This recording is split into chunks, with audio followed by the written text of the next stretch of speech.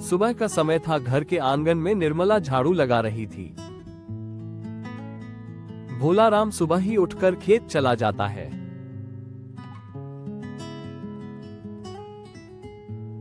खेत की जुताई फावड़े से ही करने लगता है क्योंकि उसके पास बैल खरीदने के लिए पैसे नहीं है।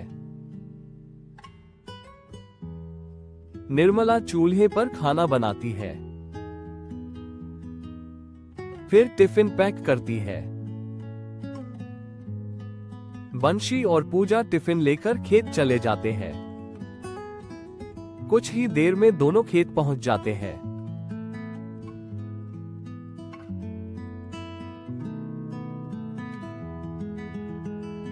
बंशी बोलता है, पिताजी पिताजी।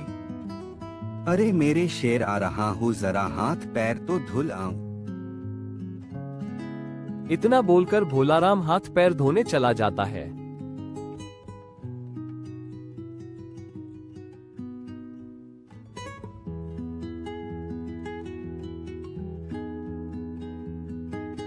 और वो पास ही में चल रहा एक नलकूप के पास आ जाता है।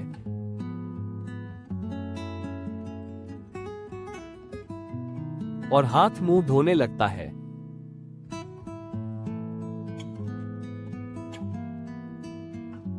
हाथ मुंह धोने के बाद वह वापस से अपने खेत की ओर खाना खाने के लिए चला जाता है। खेत में आने के बाद भोलाराम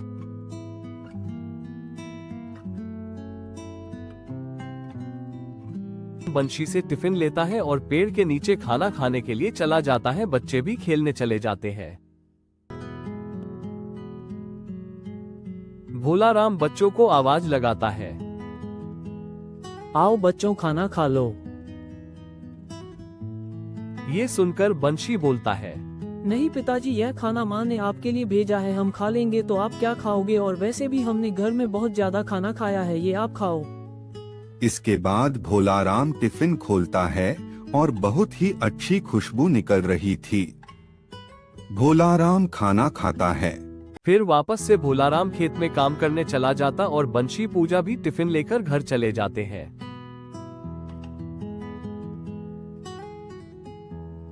निर्मला बर्तन धोकर अंदर चली जाती है।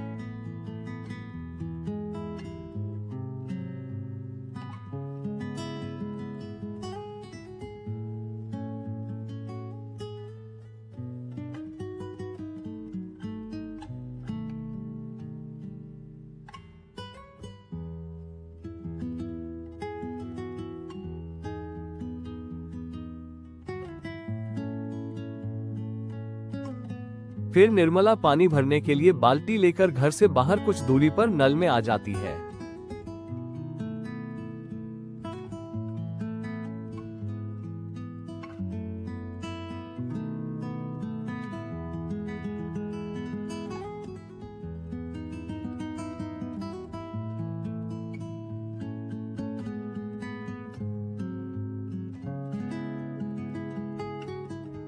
पानी भरने के बाद निर्मला वापस से घर चली जाती है।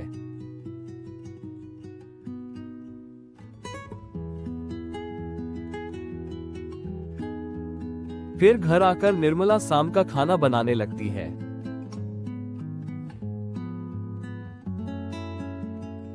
भोलाराम भी खेतों से काम करने के बाद शाम को घर आता है।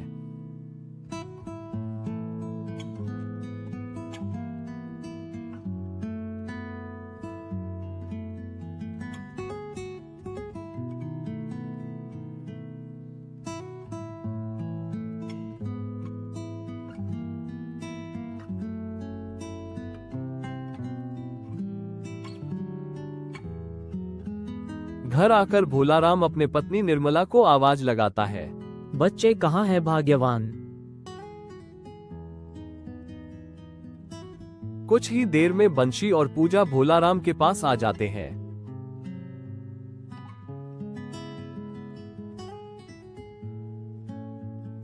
फिर भोलाराम बच्चों को कहानियां सुनाने लगता है। कुछ ही देर में सभी लोग खाना खाकर सो जाते हैं।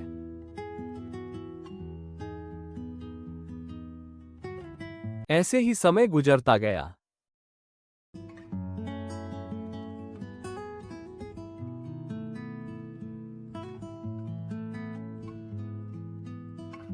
इस तरह एक दिन भोलाराम अपने खेत की फसल देख रहा था, तभी ना जाने कहां से एक भेड़िया आकर भोलाराम के ऊपर हमला कर देता है और भोलाराम वहीं पर दम तोड़ देता है। और आगे की कहानी देखने के लिए चैनल को सब्सक्राइब करें।